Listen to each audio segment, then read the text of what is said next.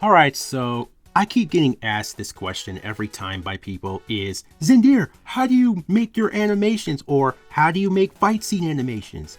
Well, let me tell you, it's very easy to animate when it comes to making a game or a short film. Like Dreams isn't just for game developers, but for animators, artists, you name it. For me, I use Dreams for game development, but I'm also shifting to making animated films or shorts at some point. When I first started to make animations, it was when I was working on the Ancient Evil of Order 666, and let me tell you, I didn't even know what I was doing. No, seriously, I didn't even know any of this stuff or even how to make animations. But when you look at my first game I made on Dreams, you can take a guess that was my early stages of doing any type of animations. Then when I started on Armageddon and brought in some fighting animations, that was like the second stage of me improving my stuff.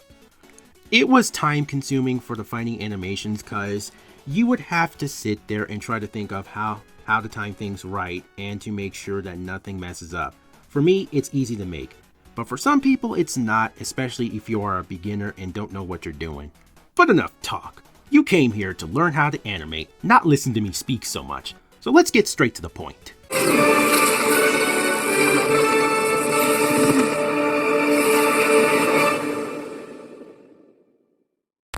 when you first load up Dreams, you go over to Dream Shaping, and then you go down here to start creating, and then you go into a new element or scene, and it'll take you to this empty world right here with this flat surface. Just get rid of that. Why? Because we're gonna set up the scene first. Like, you can't do any animations without setting up your scene first.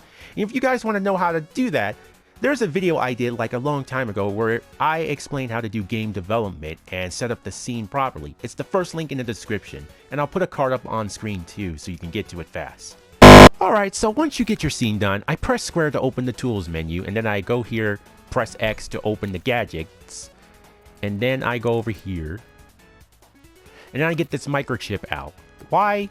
Well, you'll see in a minute. So I open this microchip, and then I go out of here, go back into the tools, and then I go over to animate, and then I get out of the timeline. This is like how you did on LVP, where you just put like cameras and everything else on here. And what I normally do is that I set the playback speed all the way down to, hold on, to 20.92%. That's where I set my playback speed when I do these animations and cutscenes. Then I just do this. Actually, no, not like that. Then I just hover over this timeline, and then I hold down L1, and then I press right on the D-pad, and it'll expand like this. And then once you do that, I am now going to expand this even further.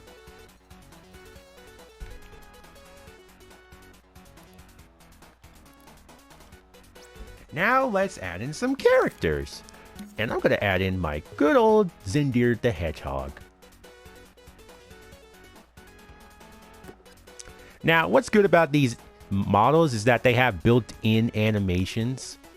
So what I do is hover my cursor over the model, and then I hold L1 and press X 2 times. And then I open this here, and it has all this stuff right here.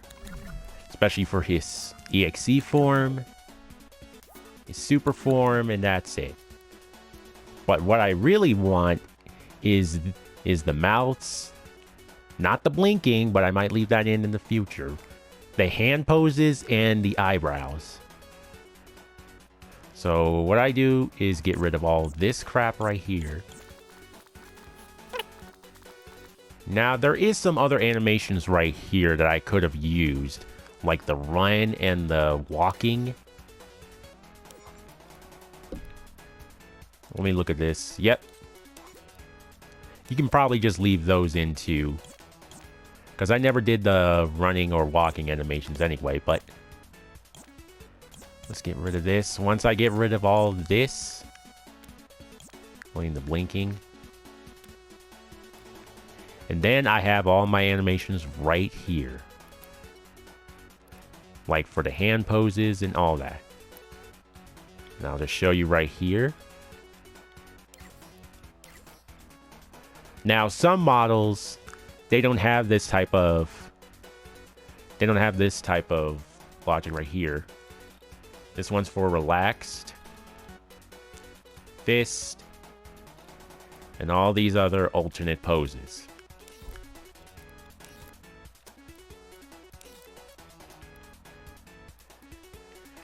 Now let's... Actually, before we do that, what I have to do right here is that... Oh! I scope in, and then I still hold down L1, and then I press square, and it opens up this. What you have to do is turn off the gravity, set it to like 0. Then you have to turn off the puppet behavior, which is auto jump and auto look. And then you can turn off these, but if you want to leave them on, that's fine. But why turn these off is so you can make your own animations. But then we go over to the blank puppet, and then we turn off movable and collide. Then I turn off the collides with, which is friend, foe.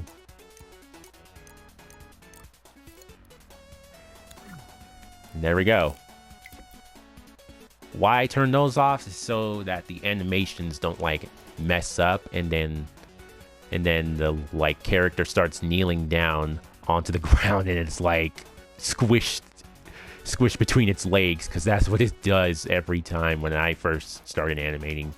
I didn't figure that out until later on. And actually, what I forgot to mention is that you go into the show and hide, and then you go into the preview invisibility, and all you got to do is get rid of this stuff as well, especially this square box right there that has the camera, because if you're doing animations with these new models right here and that camera's right there, yeah, it's gonna mess it up. It's gonna mess up the entire cutscene. So get rid of that stuff right here. Alright, so how I do my animations is that I go into animate, and then I take out this keyframe right here. The keyframes are what I use to make my animations, especially when it comes to like the mouths and the hands and the eyebrows. Now, one thing you should never use is the action recorder, because this one is not as good as the keyframes, because you can't really do things one by one. Like, let me just show you.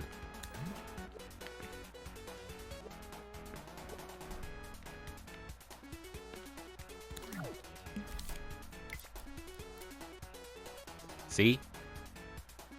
That's why you never use this. Now for the keyframes, you can like do this one by one.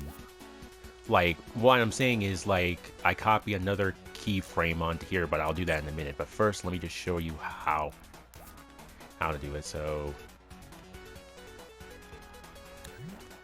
all right, let me move this leg up.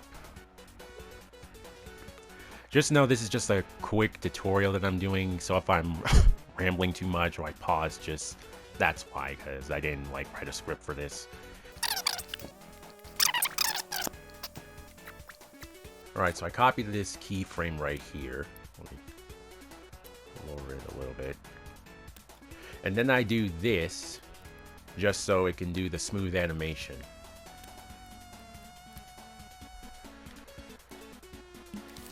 And also what I do right here is that I take out another keyframe and I put it at the start of this one. And then I go into the tweak menu and I turn on keep changes. And what it's going to do is going to keep the changes I made to this right here. So if I change one of these to like a flat hand, it's going to keep it as flat. The hell is it? It's gonna keep the hand as flat as possible. So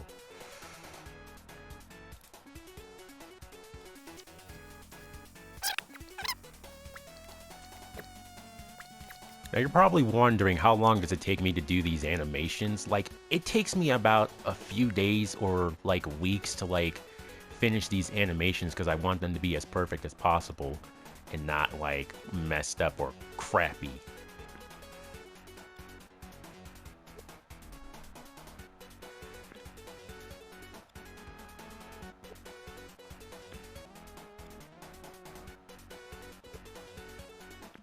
Actually,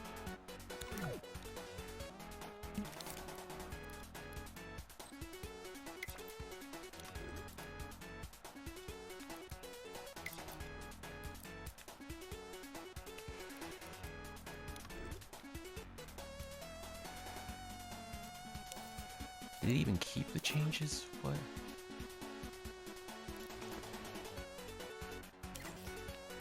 Actually,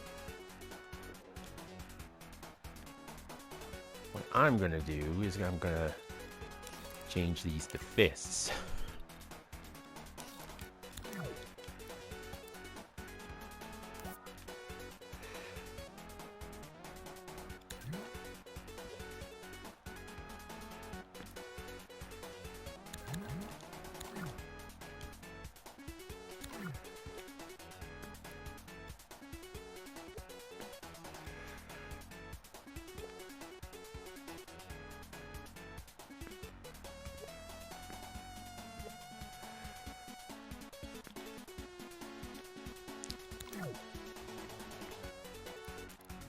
This is what I normally do when it comes to like making the mouth animations. This is why I keep them all right here and not delete them like some people do, but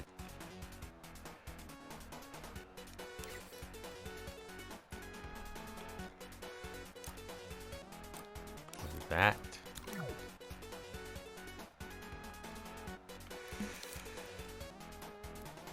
Go back.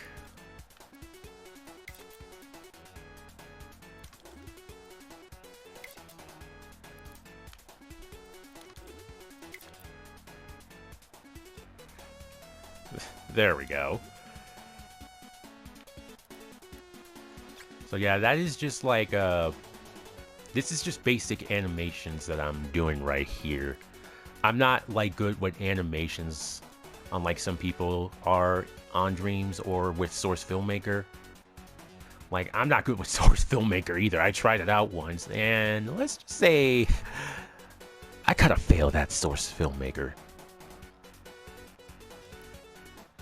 But let me show you how I did it with the fight scenes as well, because the fight scenes took a long time to do. So let's just go out of this. Let me just save this real quick, and then I'll go to one of my scenes that I made for like Order 666. All right, so I'm right here in one of my other ones, and you can see how much I did right here for this.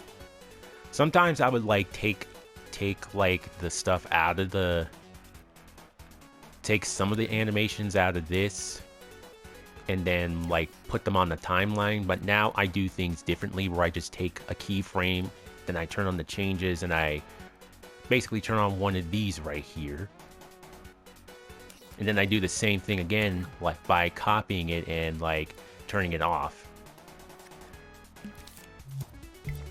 And let's watch.